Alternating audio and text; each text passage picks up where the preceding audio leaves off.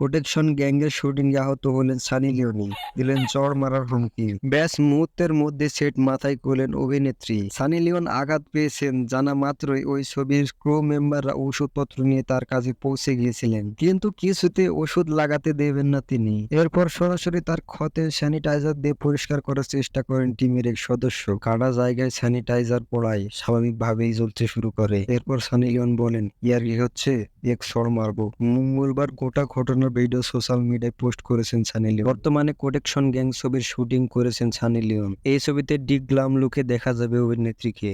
এই ছবির চরিত্রে ছাঁচে নিজেকে গড়ে তুলেছেন তিনি। আমি জানি আমার দর্শক যদি সানি লিওনকে চিনে থাকে তাহলে বলতে হবে না মেয়েটি কিরকম, অনেক সিধা সাদা মেয়ে, ভালো মেয়ে। আমি জানি তিনি খুবই ভালো ভিডিও দিয়ে থাকেন আমাদের এনজয়ের মাঝে। তো বন্ধুরা, কেউ খারাপ কিছু মনে করবেন না, আসলে ভালো মেয়ে। তো সামনে আরো ভালো ভালো ভিডিও দেওয়ার চেষ্টা করব। সবাই চ্যানেলটিকে সাবস্ক্রাইব করে পাশে থাকবেন। ধন্যবাদ। আবার দেখাচ্ছে সামনে ভিডিওতে।